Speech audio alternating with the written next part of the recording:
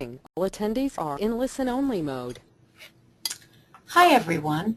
Welcome to our webinar on minimizing technology to maximize work-life balance. My name is Beth Rugg from Ithaca College in New York. I'm the Professional Development Coordinator for SIGUX and will be helping to facilitate this event. Scott Saluga, Client Support Analyst at Oberlin College, is a presenter. He is a Mac iOS mobile guy and a minimal computing devotee. He's also an inspiring potter, saxophonist, and clarinet player, and is currently working on developing vendor relationships for the 2014 SIGUX conference in Salt Lake City. But before we jump into the webinar, let's go over some information about GoToWebinar and some rules for the road. By default, everyone is muted. When you have a question or comment, please use the question feature and send a message into me, the organizer or facilitator. Can we just go ahead and practice that? Can you all send me a hi using the question window or the chat window?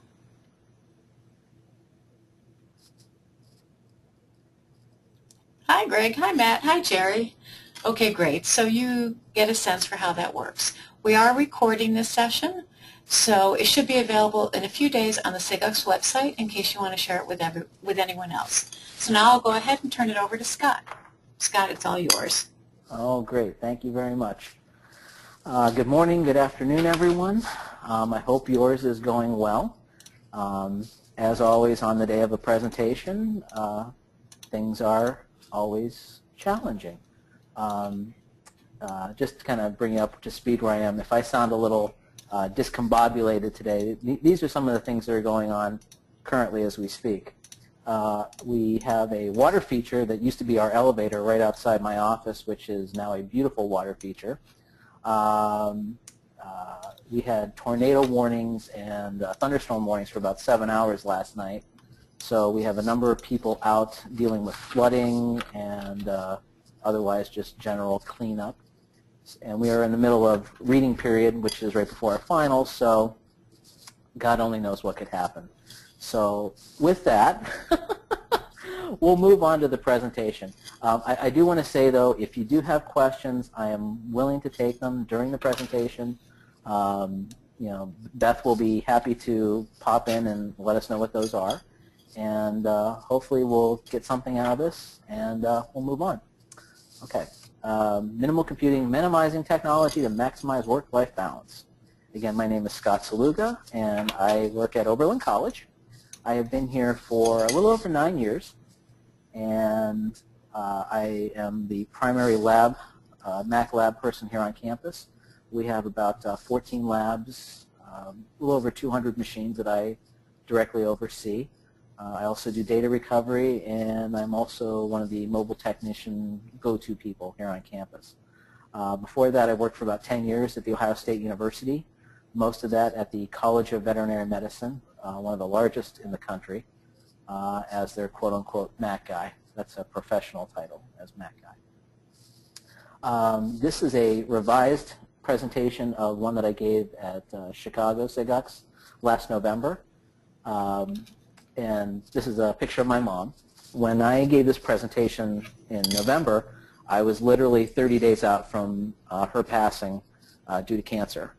And it's funny because now here I'm giving a similar presentation 2 days after the first Mother's Day without my mom. So it's been a weekend and a week of reflection, both about her and about the things that I talk about today.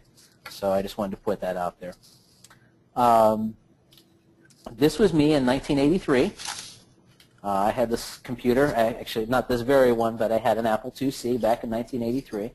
It was very much a sacrifice by my parents. They knew that technology was the way to go way back then, and it was something. It was a unique a unique time to have that kind of technology at the home. Now, pretty much everything with the exception of the hamster, the fish, and the milk can be done on our phone. Anything else there is taken care of. So that is not what you would call an ideal office. But that's kind of where I started about 30 years ago.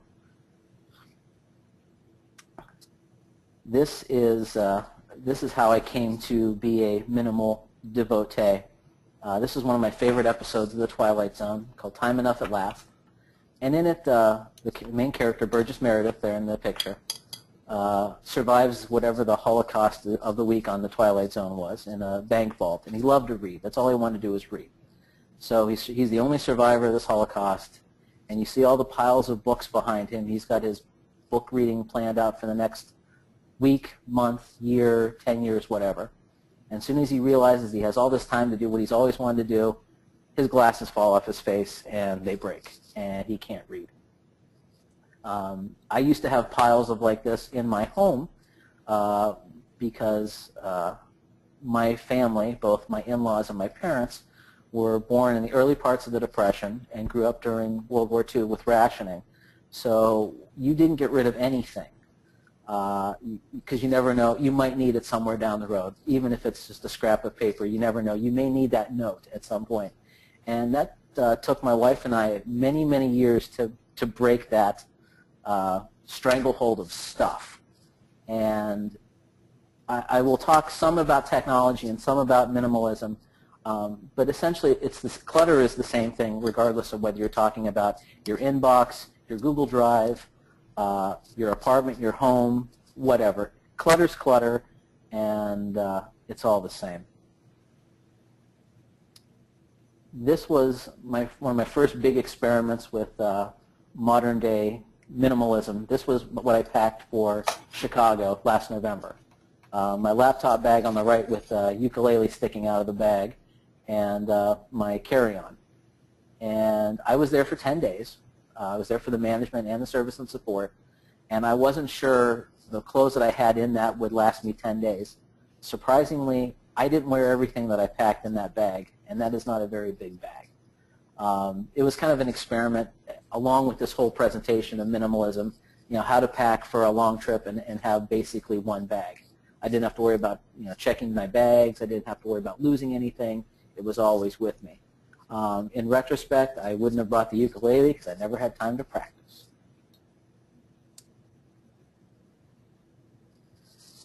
Now, the first part of this will be dealing with some things of minimalism and how they've related to other things, and then we'll deal with a little bit more technology related in the second half of the presentation. Hans Hofmann, an artist, has a brilliant quote about simplification. The ability to simplify means to eliminate the unnecessary so the necessary may speak. I have come to find out through all my years that I am a dreadful multitasker. I can't do it worth of anything. And I am now a proud unitasker. I say it loud, I say it proud, I unitask, and that is how I work. That's how I find that I get things done.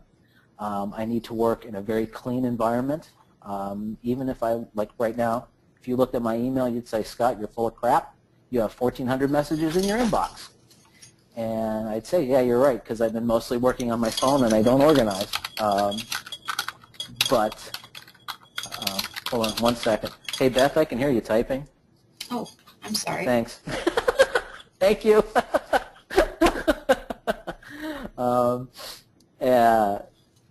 Anyways, so it gets back to the whole thing that I need to be as clear and unclutter-free as possible to get anything done. This also relates to my pottery, which is really crazy that you'd say, Scott, what does pottery have to do with minimalism and technology? Well, it's one of those things that I first found out that is somewhere that I could actually zone in and be completely in rapture in what I'm doing and put the whole world away. And so much of what I learned through that applies to everything else. And I will get onto that here in a little bit. Essentially is you have all this stuff, you need to get rid of the clutter to get to the point of what you're trying to do and the through point to where you want to be. Patrick Rohn is a independent Macintosh consultant, self-employed. He is also a writer, blogger, presenter, and generally all-around great guy, and my spiritual mentor when it comes to minimalism. He runs a site called minimalmac.com, one of his projects, and just showing how to be a minimalist in technology, and that was one of the first places that I found that I could really identify with and understand. simplicity and minimalism enough is a journey. It should not happen overnight. It should be a gradual process of subtraction and addition to find out what you need to make your life as optimized as possible without making it difficult for simplicity's sake. And again, similar to what the last quote was, is, we have so much in our lives that comes through every day: email, texts, Facebook, Twitter, LinkedIn, work, personal stuff. And how do you organize? How do you get to that point of finding what you need to say no to, what you need to take in? How do you, as Mo Nishiyama says, offensively calendar your life so you can find some balance? And it's a process. And that, if nothing else, if you take nothing else from this whole presentation of all the stuff that I talk about, is remember, however if this is something you're interested in doing, and again, like with anything else, it's a process. You're not going to get there overnight. You're going to stumble. You're going to fall. You're going to fall backwards. Some days you'll have great days, but it's a process, and as long as you embrace the process, you won't have a problem. And someday at some point you'll get there and you're like, wow, this is awesome. Seth Barlam is a self-described wanderer. He's also an educator and a minimalist. Now, he's an example of an extreme minimalist. He gave up his job as a teacher, moved to China to teach English as a second language, and he lives out of a tent. That's a little extreme for me. And he had a great quote on a blog, great blog story about basically saying, how I go about it is how I go about it, how you go about it is how you go about it. And essentially, I had a similar conversation at a wedding about 2 months ago. I was speaking to two music educators at my table, and we started talking about music and technology. And one of them lives in Brooklyn, and has 2 kids and a family, and she lives in a 1,000-square-foot apartment. So there's not much room there for 2 kids, a dog, and a husband. And I started talking about minimalism, and she's like, oh, I just want to get rid of everything. And that's why I love minimalism. I said, no, that's not quite what it is. It's just trying to get to the point of cutting out those things that you don't need and focusing on what's really important, whether that's personal, professional stuff. It's all the same thing. And however you do it is different, and it's unique. And what you think is important could mean nothing to me, and vice versa. This is the other thing that I actually love. I look through, and actually this one is called Minimal Desks. It's called minimaldesks.com. And whenever you see these pictures of either people's bags, what's in my bag, or what's my ideal workplace, or here's a picture of my workplace, they always look so ideal. They're simple, they're clean, they're clear. There's no tchotchkes all over the place. There's no piles of books. There's not clothes everywhere. There's not shoes all over the place. They look like hotel rooms. And it goes back to, that's how people work ideally. And it reminds me of a conversation I had with one of my associates here.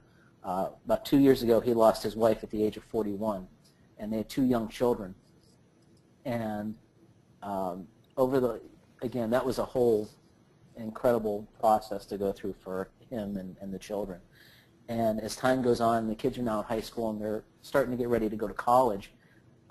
My associate and I were talking one day, and he's becoming a more minimalist as well too. He's like, I'm at a point where when the kids go to high school, I don't even know if I want a house anymore. I might just want to move into a one-bedroom apartment, or like a Courtyard by Marriott. And it's just like you see on the ads, and just like you see here. You just want to have a very few certain things to be able to get your work done and have this nice open space to work in. This is something that my wife and I are working on right now, is going through the clutter in our apartment. We're painting it, so we have a lot of clutter right now, but essentially this is the kind of feeling we're looking for. And it's hard because we have older people in our family that are always giving us stuff. And it's like, hey, you want this chair? Do you want this table? Do you want all these things? And it's like, no, as much as I do, and they're wonderful pieces, we're really trying to get to a point of just a clean, clear, beautiful place to work in. And when you have that, you're able to get work done.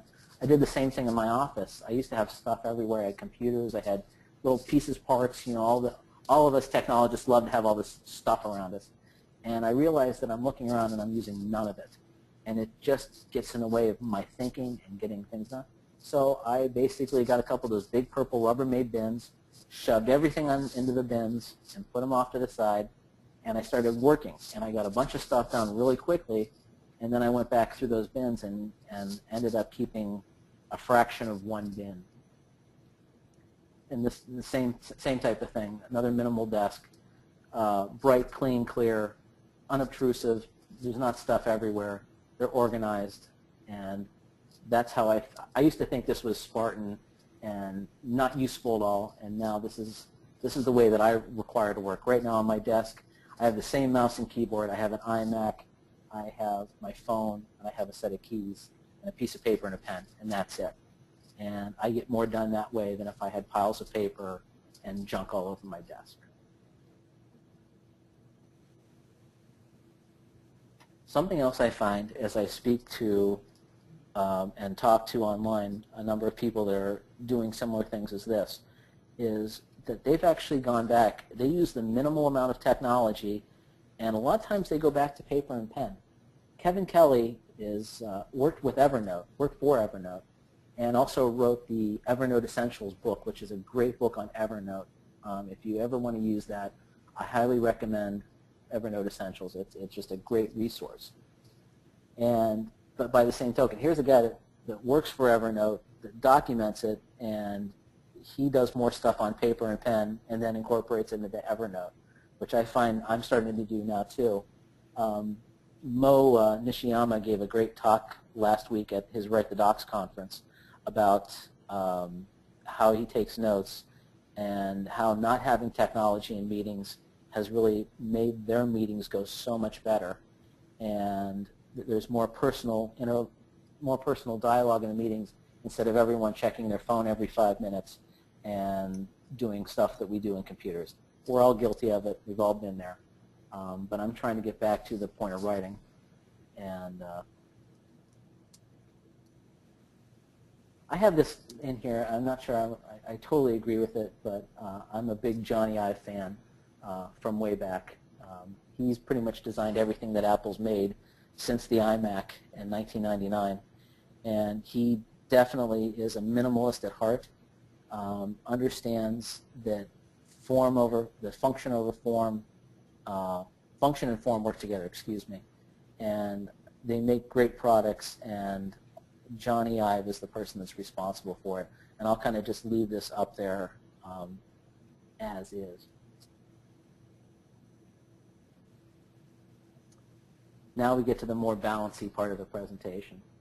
And this is just a beautiful quote that I found when I was putting this presentation together, and it really cements the whole thinking of using technology. And I'll read it and then I'll talk about it. You know what drives me crazy? It's all these people talking about how great technology is and how it saves all this time. But what good is saved time if nobody uses it? If it just turns into more busy work? You never hear someone say, with the time I've saved by using my word processor, I'm going to go to a Zen monastery and hang out. I mean, you never hear that. And it's true. You know, I've been doing this for 20 years. I've been playing with technology since I was 7 or 8 years old. I'm amazed at what our technology can do. What my iPhone can do or my Android device can do is incredible. The things that I can do with it are wonderful. And it kind of gets to a point of balance. You can do all these things. You can put stuff into Evernote. You can use Google Docs. You have your calendar offensively calendared. You're doing all the things you're supposed to do. You're getting your steps monitored by your phone. You run with your phone. You wake up with your phone. You do everything with your phone, your laptop, whatever. But with the time that you've supposedly saved with that, have you done anything with that time? Have you found balance in your life to do something that's totally not related to your work? And a lot of times that I see problems with people at work, they're out of balance, and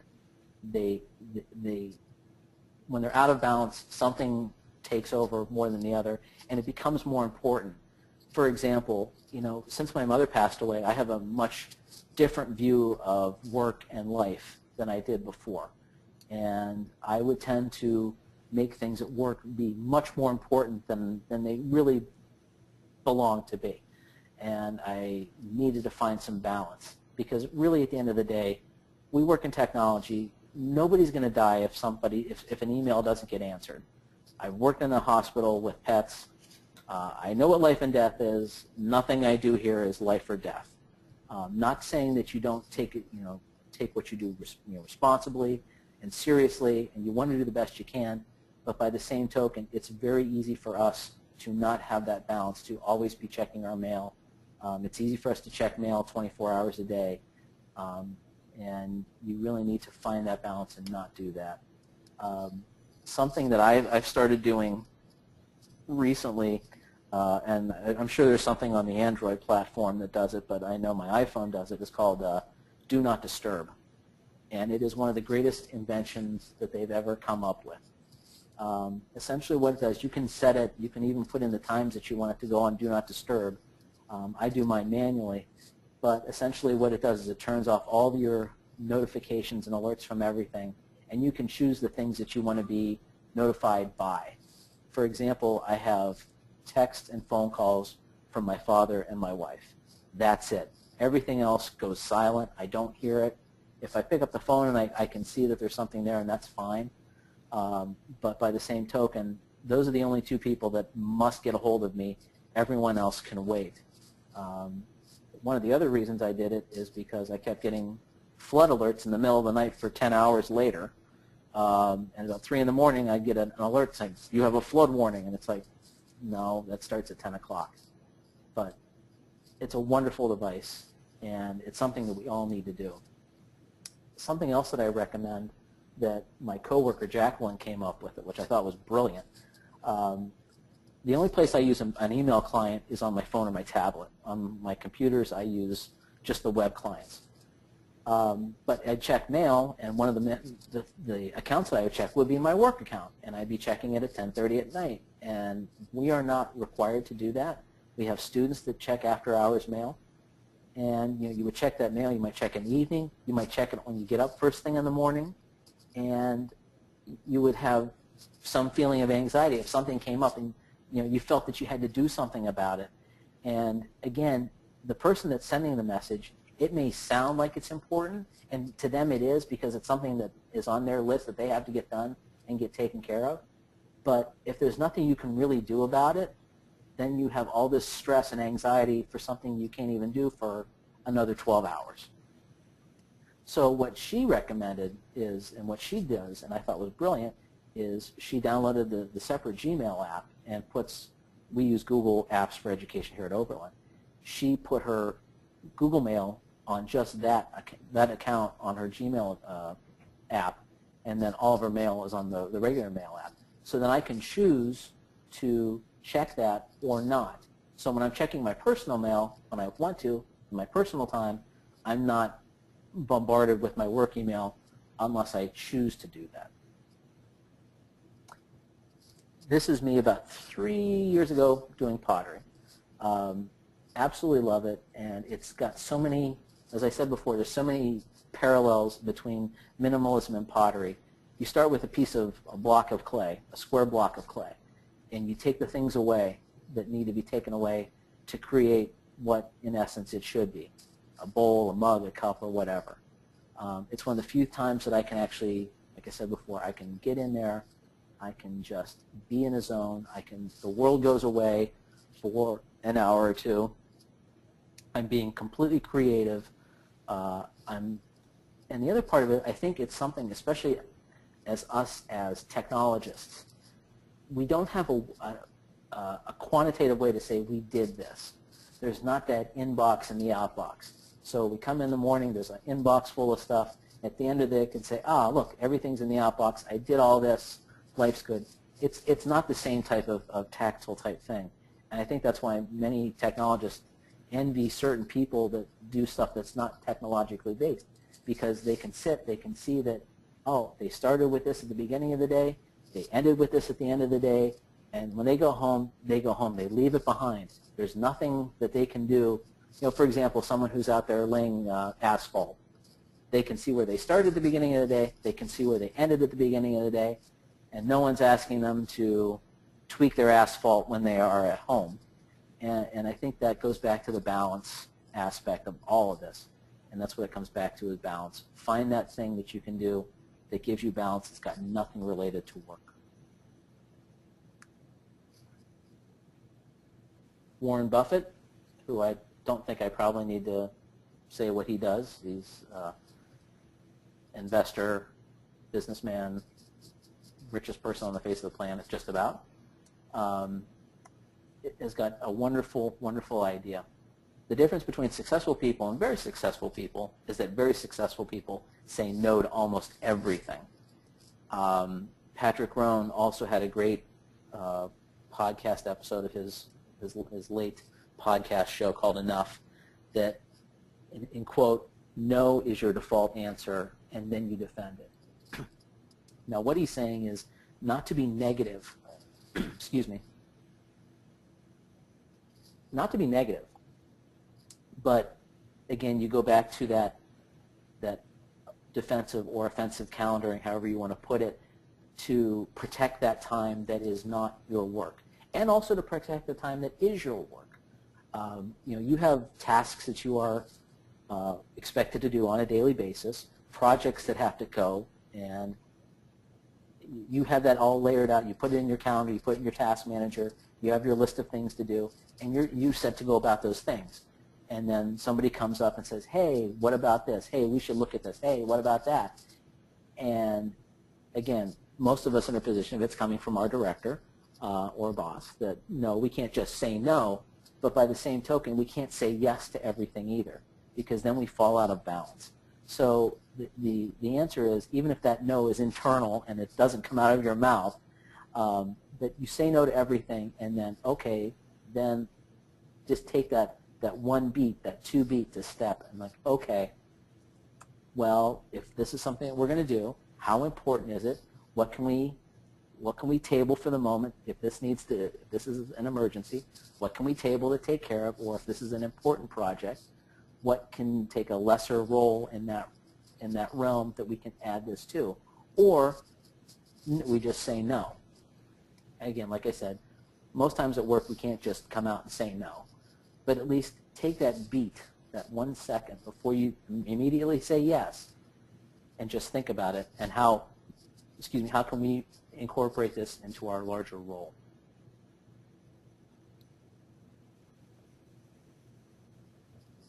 Randy Murray is an independent writer who lives in Central Ohio, and just a really nice guy. And I found him through Patrick Rohn. And again, it goes back to the whole thing of some people, when you talk about minimalism or simplicity, that you mean you just get rid of everything, or you just try to do simple and that's it. And that's part of it, but also by the same token, you know, Randy is an independent writer. He works out of his home. You know, he makes good money, but I won't say he's rich by any stretch of the imagination. But he has the most beautiful home theater that you've ever seen. And when I talk about home theater, I don't mean he's got a big TV and a projector on some speakers. No, I mean he actually has a theater in his house. He has a lit marquee. He has a popcorn machine. He has a ticket machine. He has a complete theater in his home. But otherwise, he lives very, very simply. But that's something that he truly enjoys, that has nothing to do with his job. And he put a lot of money, probably tens of thousands of dollars, into that thing that he totally enjoys doing. It's got nothing to do with work. And again, it calls back into the whole balance aspect of it. It's something that has nothing to do with work, that takes some time, that gives you that balance to understand what's important and what's not. And again, another great thing by Patrick, what problem does this solve? Is this something that we need to worry about? Is this something that, does this new task manager work so much better than the last task manager that I have, that it will give me the time to do what I'm doing, do it better, and then I can allocate that time elsewhere, to a personal thing, to another job-related thing, or whatever. And if it doesn't solve a problem, then let's just get rid of it. And that's a big, big question that needs to be asked all the time. When you're sitting in a meeting and someone comes up with a great, brilliant idea, this is the question to ask, along with the no. Okay, no? Well, okay, let's think about it. Then here's the next question. What problem does this solve? And if it doesn't solve a problem, it shouldn't be there.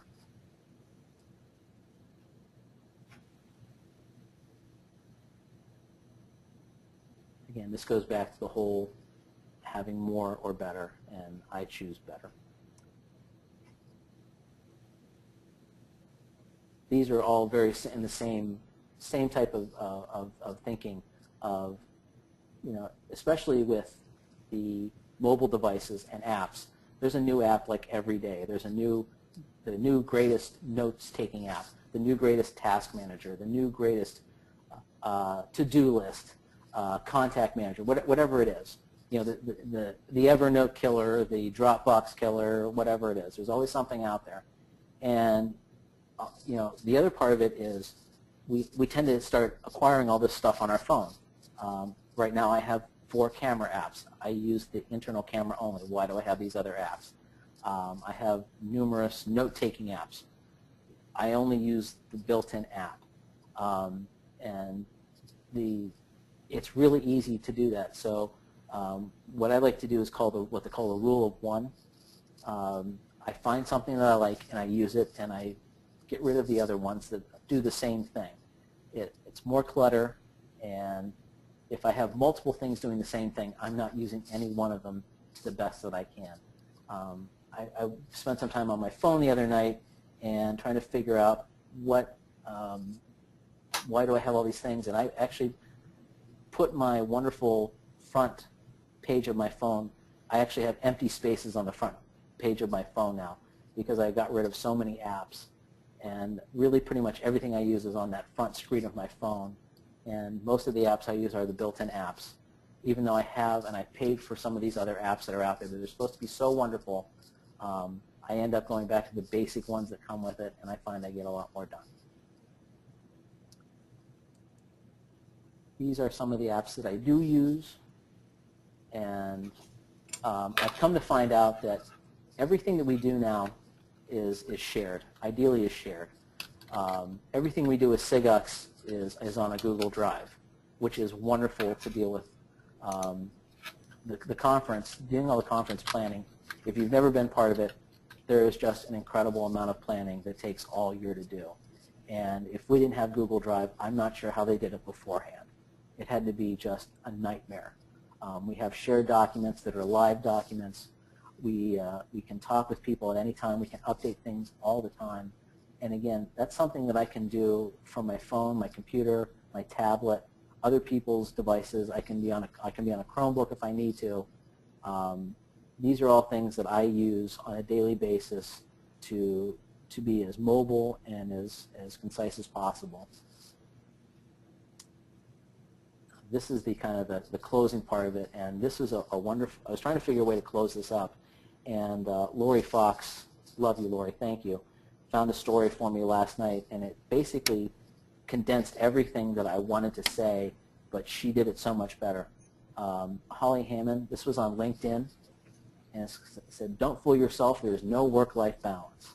And I would agree to a certain point. I wouldn't do the work-life part. I would say there is balance, but you just have to, it's all about balance. It's not trying to say, I'm trying to balance my work and my life, I'm trying to balance this or that. It's not an and/or type thing. It's just finding balance, period. And I've talked about some of these things, and I'll go into some of them, but these were the 4 things that she said in the story, 4 things that you try to do to achieve some level of balance. Don't check email, Twitter, Facebook first thing in the morning. I don't. Even though my phone is my alarm, is my radio in the morning. I get up, I turn off my alarm, and I go start getting ready, and I'll turn on the radio, and I listen to that. If I check anything, it's to check Twitter, only to check and make sure there's no traffic that I have to worry about. But otherwise, I don't check email or any of those other things until I'm at work because there's nothing I can do about it. And the last thing I need to do is worry about something that I can't worry about on a 30-minute commute. That is, I'm driving, so I'm not taking a train, so I have to be aware of what I'm doing. And I can't do anything about it till I get there, so why add the stress? Same thing in the evening. That's why I use the do not disturb, because that way I don't have to worry about these things. Now again, it's different if you are tasked with having to respond to these things in off hours, and that's a different thing, and I understand that. But if you don't, then don't. Second step is define your critical path, and this is both personal and professional. From a professional standpoint, you sit in a meeting in your department and you say, okay, what are the things that we're going to work on for the next year? What are the couple of projects that are really important? What are the things that can we hold off on, things we shouldn't do? And you should do the same thing in your personal life too.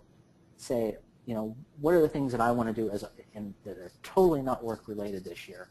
And you know, you don't want to come up with a list of 10 or 15 because then you won't do any of them. You want to come up with 2, 3, maybe 5 at the outside, and write them down. And you know, if it even means posting them up on the wall, say, hey, I want to learn how to play the ukulele. I want to be a better parent. I want to be a better spouse. I want to learn a second language. I want to learn to meditate. Any of these things, whatever it is that you want to do, write it down and remind yourself, and look at that all the time, and making sure that you are defining something that you can do, both work-related and non-work-related, to get that balance back. Again, it goes back to number 3, find a non-work-related passion.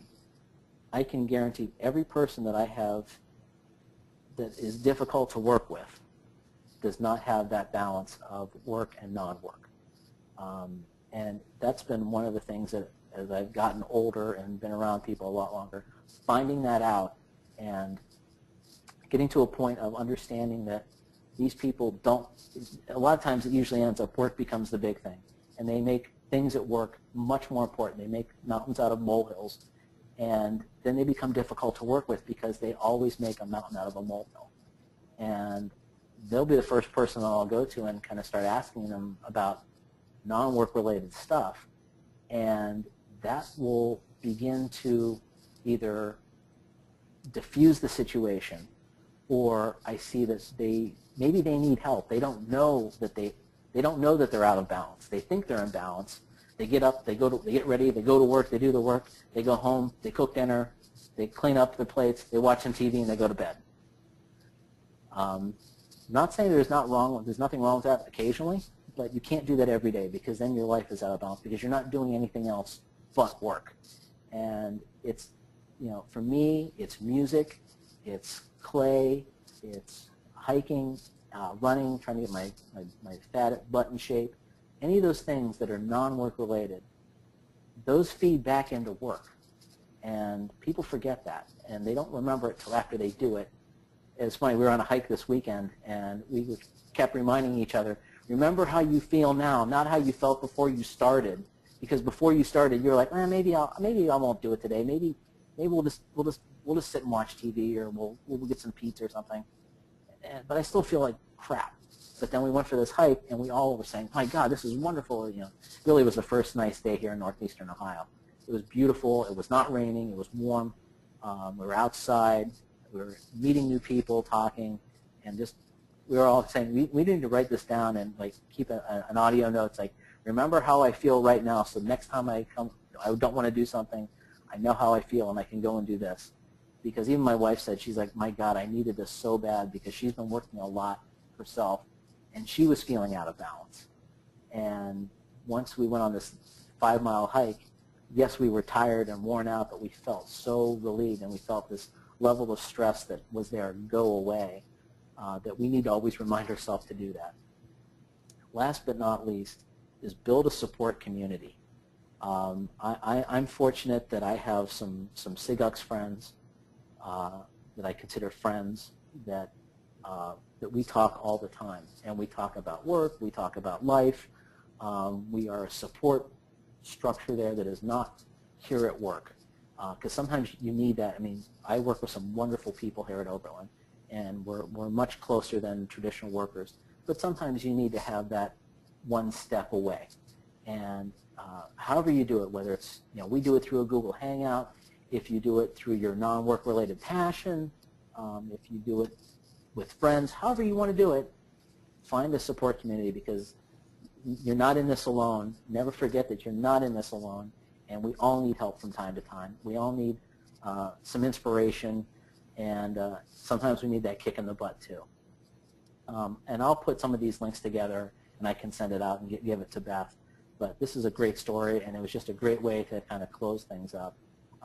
At the end of the day, it's looking for balance. It's trying to get balance back so you can be with the people you love. That's myself and my wife at my 25th high school reunion, which I still can't believe I had 25 years past high school. That we had time to do this and had an enjoyment. All these things about trying to find balances so you don't worry about work so much. Work is always important. You want to have a job, but you also want to have a life. You want to have time to be able to spend with your family, the people that you care about, the people that have been friends with you forever. These are my friends from high school. They're all tall compared to me, but the tall gentleman in the back, I've known almost 40 years. He was the best man at my wedding. I've known him all my life, and we still keep in contact. And they are my support system, and I'm also fortunate enough to have this great new support system through SIGUX. I hope I made some sense. I hope I made at least one or two salient points that are worthwhile, and I'll open it up to questions if you have any. Thank you for taking the time. I hope I did well. Scott, this is Beth. Can you hear me? I can hear you. Super. I was just wondering, back to your point regarding note-taking during meetings at work. Yes. Have you explicitly discussed that with your colleagues? I mean, do you set an environment where people are not multitasking or not checking their devices all the time? And if so, how do you accomplish that, and what was their response? We haven't yet.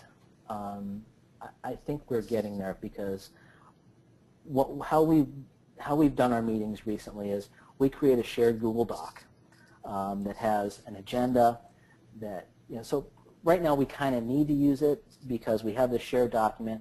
We put in all the things that we've been working on and things we want to talk about. And I'd like to move away from that. But unfortunately, again, like anything else, it's a process. And I think at some point we will get to that as we get to the point where our meetings are shorter because we aren't going around the table saying everything that we've done, which is what we've done traditionally, and which makes meetings go 2 and 3 hours, which by the end of the meeting we're about ready to kill each other even if we love each other. So we're trying to move in baby steps to move to a point of, okay, we have this document, we can look at it and go, and I think what we're moving towards is having that document, reviewing that document before the meeting, so then when we come to the meeting, we're going to sit there and just talk. And we are, hopefully over the summer, we're going to get to that point where we're going to try to just keep the devices out of the meeting, turn our phones upside down, and just try to be in the moment. Because what happens is having this stuff makes the meetings longer. And we're hoping, I've been talking with Chester about this, he's our director, that hopefully we can get to a point of not having those devices and having a meeting where we're just taking care of 1 or 2 things and we don't need all these devices and we can just sit, talk, make some decisions, and then move on. But like I said, it's a process. Great, thank you. I just have one other question, and if anyone in the audience has a question, please feel free to chat that in. I guess it's how do you balance the need to do research and development to always understand what the latest technology is with minimalism? That is tough. It is tough. Again, pretty much how I do it is I try to, and again, this is something that I've started doing the last couple of months, is kind of figure out the times of day that that are my optimal times for doing project work, things where I need to basically focus on. And then the times that I know are my ebb and my flow, on the times of the day, like shortly after lunch, first thing in the morning, right before I go home, there might be a half an hour there that I have some empty time that I know I'm not going to get involved in something important, but that's the time that I'll use to research. I'll go through my mail real quick, answer anything that needs to be answered, and then spend time looking through RSS feeds, researching whatever the new thing is that we need to work on. But again, that's part of it too, is just trying to find the time in the day that won't be taking away from the work that needs to be done. But part of what I do is also keeping abreast of what's going on in the larger technology world, and try to fit it in those times that I know that I'm not going to be as 100% on task. And hopefully that's been seeming to work out much better. Again, since I'm not a multitasker, I need to find a time that I can unitask that research. And also it helps too, the way our schedule is here it is at Oberlin. It's not like trying to fit hours here in the day. We might have a couple of weeks that are our research time. For us, spring semester is usually very, very quiet. So that's when we spend planning for the summer, planning on research projects, because the input from the students and the faculty is very, very low. Once we get past Easter, the email and requests drop off precipitously. So then we have a lot of time just to sit and take the time to do that. So just try to find the time in your schedule that you can do that, but you have to find time for it, especially with what we do. Thank you. Matt is wondering, question on the Hans Hoffman quote you started with, if simplicity is moving the unnecessary out of the way so the necessary can speak, how do you determine the necessary versus the unnecessary? Getting all philosophical on me. It's different for every, I mean, this is going to sound like a BS answer, but it really is different for everybody. It's just trying to define what is important to you, and what's important to me is not important to Matt, is not important to you, is not important to the people I work with. And I usually use this along with, like I was saying, clay and pottery is very similar in this. You have this piece of clay that you want to make into whatever you want to make it, in a bowl, a cup, or whatever. And you have to pull the pieces away, the unnecessary pieces, to get to the essence of it. And for everyone, that's a different thing. How they get to that point is different. And it takes time. And like I said, with this whole thing, with any of this, it's a process. And you will have stops and starts. And you'll go down this road, and it's like, this is not what I wanted to do. This is completely wrong. This was a bad idea. Pivot and try another way. That's what I found again. And I've been in this minimalistic type of thing for, God, it's been almost 10 years now. And it's a process. And I'm not saying it takes you 10 years, but when you finally get to that point that you want to start getting rid of stuff and getting rid of the clutter and trying to find a way to work better, it takes time. But it's different for everybody. I hope that was decent. Yes, thank you. I don't see any other questions that have been chatted in. Okay.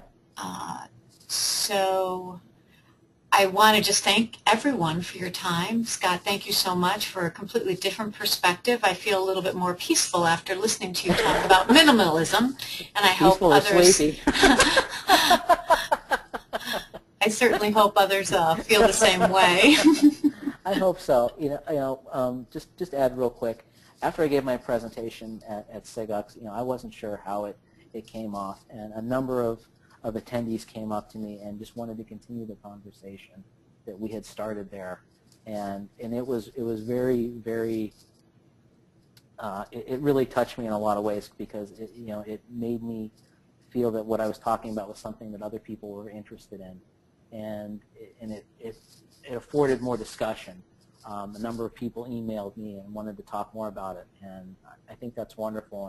And again, I am available anytime anyone has a question on anything. If I can try to answer it, I will be happy to, or point you in a direction to look at.